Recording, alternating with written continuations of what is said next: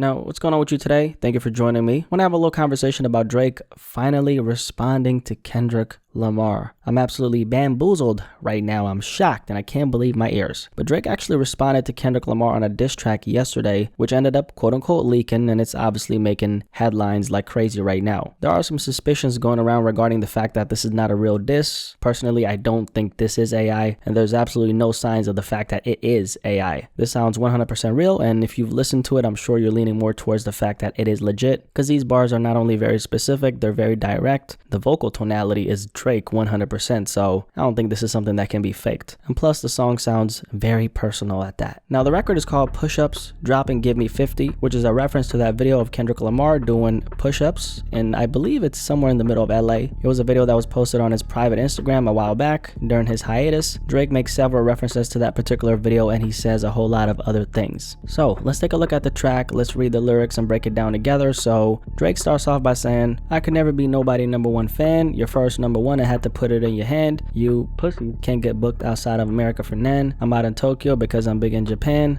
I'm the hit maker y'all depend on." He's not lying. "Backstage in my city, it was friend zone. You won't ever take no chain off of us. How the F you big steppin' with a size 7 men's on." Now, the first part is not a reference to Kendrick, but definitely a reference to Future, who got his first #1 record with Way Too Sexy, a song he was featured on by Drake. It's also a reference to the impact Drake has had on other artists' careers. That's obviously a line that applies to a lot of artists in the industry. Drake has, regardless of what I or anyone else thinks, played a part in the success of some of the biggest names in the industry, whether we're talking The Weeknd, Future, or even Kendrick and A$AP Rocky, who were actually brought on tour by Drake when they opened up for him back in 2012. The Club Paradise Tour, aka the biggest grossing hip-hop tour that year, was by Drake himself, and that obviously greatly contributed to both Kendrick's career and Rocky's. So the part when he says, "I'm the hit maker y'all depend on," it ain't really something I can personally disagree with. You somehow manage to get Drake on one of your records. If it doesn't statistically become a hit song, let's just say that it'll probably be one of your biggest records as an artist, and that speaks to his impact. On that last part, he said, "You won't ever take no chain off of us," and that's a reference to what Kendrick said on Like That when he said, "I'm snatching chains and burning tattoos." Sounds like a threat to me. And hey, Drake is saying, "Ain't no way you're snatching no chain off of me. You're the guy who got size 7 men's on," which I don't know if that's true, but I do know that Kendrick is like 5'5", so the likelihood is there. Drake continues on the song and says, "This is the bark with the bite, nigga, what's up?" That's a reference to the "For All Your Dogs Getting Buried" line from Like That. He then continues and says, "I know my picture on the wall when y'all cook up. Extortion baby, whole career you been shook up. Cause Top told you drop and give me 50 like some push-ups. Huh?" That's a reference to that video of Kendrick doing push-ups, and then he mentions Top, which is the CEO of Top Dog Entertainment. "Your last one bricked, you're really not on shit. They make excuses for you cause they hate to see me lit." Right there, he's talking about Kendrick's album, Mr. Morale and the Big Steppers, which in comparison to Kendrick's catalog overall underperformed. Drake then continues and says, "Pull your contract cause we gotta see the split. The way you doing splits, bitch. Your pants might rip. You better do that mother effing show inside the biddy. Maroon 5 need a verse, you better make it witty. Then we need a verse for the Swifties. Top say drop, you better drop and give him 50. So on that first part, he makes a reference to doing splits. That's connected to music, artists, writers, and producers getting a cut for their work. Drake is essentially mocking, Kendrick in this case, for not getting the majority of the cut for his work. Maybe he knows something we don't really know, but there's no kind of proof that Kendrick's contract wouldn't be in the best interest of himself. I know that Drake is doing pretty good as far as his contract, because it was reported back in 2022 that he signed a contract with Universal Music Group that was estimated to be worth $400 million. So Aubrey is most definitely eating good. And to be fair, Drake is such a machine when it comes to record sales, but specifically streaming. So I'm not sure if whatever Kendrick got going on could beat that. Later on, he mentions Kendrick needing a verse for the Swifties. That's a reference to Taylor Swift, but more specifically the song Bad Blood, which Kendrick was featured on. If you guys don't remember, a lot of people were saying that Kendrick sold out after that particular verse because, once a rapper makes a song with a pop star, they've, sold their soul, right? To be fair, I think Drake is the last person who should be talking like this when it comes to this conversation, because Drake doesn't even have a particular identity that he sticks to. He's like a chameleon, does a little bit of everything, so he's seen a lot of success by operating in that manner, but that's beside the point. Moving on to the next part, Drake says, "Pip squeak, pipe down, you ain't in no big three, SZA got you wiped down, Travis got you wiped down, Savage got you wiped down, like your label boy, you in the scope right now, and you gonna feel the aftermath of what I wrote down. Hope you wrote it, Drake. I'm at the top of the mountain, so you tight now. Just to have this talk with your ass, I had to hike down.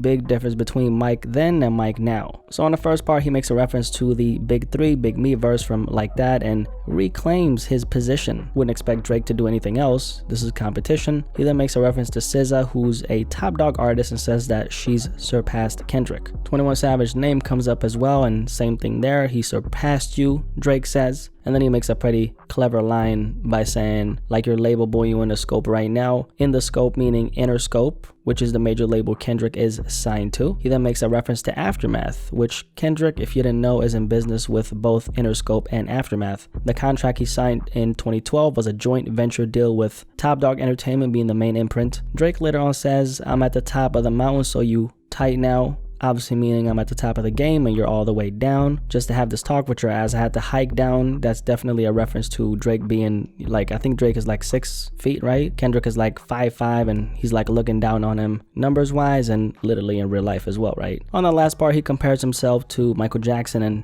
simultaneously makes a reference to the Mike Jack line from Kendrick's Like That verse. Moving on to the next part. On this next part, Drake actually takes some shots at The Weeknd and XO. What the F is this? 20v1 nigga. What's a prince to a king? He a son, nigga. Get more love in the city that you from, nigga. Metro, shut your ass up and make some drums, nigga. Yeah, I'm the 6th god, I'm the front runner. Y'all nigga manager was Chubb's little blunt runner. Claim the 6 and you boys ain't even come from it. And when you got your boys rich, you had to run from it. Cash blown, able bread out here tricking. Shit we do for bitches, he doing for niggas. What the F? Jets, whips, chains, wicked, wicked, wicked. Spin it like you trying to F, boy, you trippin', boy, you trippin'. So on that first part, Drake says, what the F is this? 20v1 nigga. Now this line is actually interesting because it makes this sound very fresh, meaning it literally sounds like Drake recorded this 2 nights ago. And I say that because it's only in the last 48 hours that The Weeknd and Rick Ross also came out and dissed Drake as well, on top of all the other rappers who've been going at him. So 20v1 nigga is an analogy for the whole industry ganging up on him. Later he says, get more love in the city that you're from, being Compton, which I can't really say that Kendrick doesn't get enough love from his city, so I don't know what that line is about. This line could actually be about The Weeknd because he's from Scarborough, which is a part of Toronto. And then later on that part, he took some shots at Metro Boomin, who Drake has been beefing with for some time. Future also got some smoke with that wicked line as Drake mimics one of Future's records where he repeats wicked, wicked, wicked. Later on in that line, he mentions Abel, which is The Weeknd, who dissed Drake on this new record he was featured on by Metro and Future. Drake states that The Weeknd's co-manager Cash is out here spending his money by tricking. Now let's read this entire next section of the verse with no pauses so we can get through it quicker, and then I'll share my thoughts on everything. So Drake says, Drizzy, Chip and Dale probably got your bitch Chanel. I just got him done, boy, don't make me have to chip a nail. Rolling loud stage, y'all were turned, that was slick as hell. Shit'll probably change if your BM starts to kiss and tell. Hugs and kisses, man, don't tell me about no switches. I'll be rocking every effing chain I own next visit. A, I'll be with some bodyguards like Whitney. Top say drop, your little midget ass better effing. A, better drop and give me 50. A, drop and give me 50. Drop and give me 50A. Niggas really got me out here talking like I'm 50A. Niggas really got me out here rapping what I'm living. I might take your latest girl, cuff her like I'm Ricky. Can't believe he jumping in, this nigga turning 50. That's a reference to Officer Ricky, as some people in hip-hop call him sometimes. Every song that made it on the chart, he got it from Drizzy. Spend a little check, you gotta stay up on my business. Worry about whatever going on with you and hey, shout out to the Hooper that be busting out the gritty. We know why you mad, nigga. I ain't even tripping. All that little heartbroken Twitter shit for the bitches. I ain't even rapping after this, I'm way too busy. This for all the top dogs, drop and give me 50. Drop, drop. And that effing song y'all got did not start to beef with us. That shit been brewing in a pot, now I'm heating up. I don't care what Cole think, that dot shit was weak as F. Champagne tripping, he is not effing easing up. Nigga calling Top to see if Top wanna piece it up. Top wanna piece it up, Top wanna piece it up. Nah, now you're on your own when you speaking up. You done rolled too deep to this, it's not effing deep enough. Begging Kais and that boy, you not effing beating us. Numbers wise, I'm out of here, you not effing creeping up. Money wise, I'm out of here, you not effing sneaking up. Cornball your show, money merch, money fee to us. I'ma let you niggas work it out because I seen enough. This ain't even everything I know, don't wake a demon up. This ain't even everything I know, don't wake the demon up. Drop and give me 50, all you F niggas teaming up. Now, so there we have the diss, and I got a couple things to say. First of all, I'm gonna make a little confession and say that I never thought Drake would actually respond, let alone this direct. And I gotta give Drake credit, cause hey, this shit was hard. I actually think this is a way better diss than Kendrick's Like That verse. And I say that for a couple reasons. First of all, Drake was far from tiptoeing around this record. I mean, this took me back to 2015. You getting bodied by a singing nigga. The energy he came with on his song, obviously he's out for blood, and I think he should be. He's protecting his position like his life depends on it. And it's funny because whether Drake wins or loses, he still wins in the end. That's the nature of a guy like Drake. He's built such a demand in the industry to the point where a beef like this with one of the biggest rappers in the game, Kendrick, has zero effect on his status. I would argue that Kendrick Lamar losing this beef would have a bigger negative impact on him than Drake losing. And I say that because I think in the grand scheme of things, Drake is actually the underdog here. I think overall when it comes to the expectations most people have, or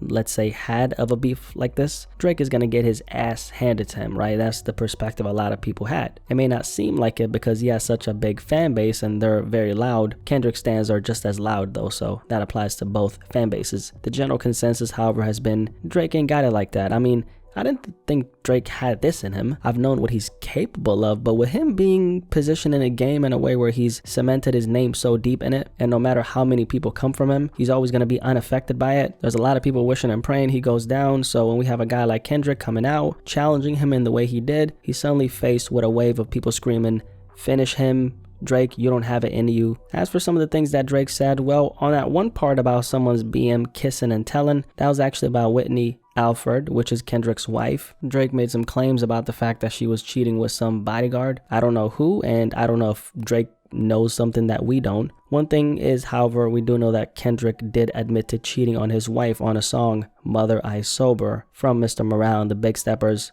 I don't know if what Drake said is connected to that. Could be. I don't really know. Drake later mentions J. Cole, who of course apologized to Kendrick. I don't care what Cole think, that shit was weak as F. That's a reference to J. Cole praising Kendrick's album on his diss. Obviously Drake is not agreeing here, clearly. Towards the end of the song, Drake brags about having more money and higher numbers than his contemporaries, and he throws a shot at The Weeknd along with Kendrick by referencing the song Creepin' by Metro Boomin, where The Weeknd is featured, and 21 Savage as well. Overall, I'm sticking to what I said earlier. I think this is a really good diss track. It wasn't groundbreaking, but neither was Kendrick's Like That verse. I think the impact behind Kendrick's Like That verse was so crazy to see because he came out of nowhere and essentially dropped a nuke on a game, and then the rest unfolded. I think what's really dope to see regarding this Drake response is that he not only responded, but he did it by making a statement. There's not a single line on a song where he's tiptoeing, kind of like Cole wasn't ready to go to war anyway. That doesn't matter. At this point in his career, I don't think Drake is the kind of guy who wants to be known as half in or half out. A lot of people by default already count out Drake as far as rapping goes, mainly because of the ghostwriting scandal from a few years ago. Because his presence is felt and has been for way over a decade at this point. He's been tested throughout his time, both through the trials and tribulations that come with being an artist of his stature, but also by his friends and foes. Him and Kendrick were just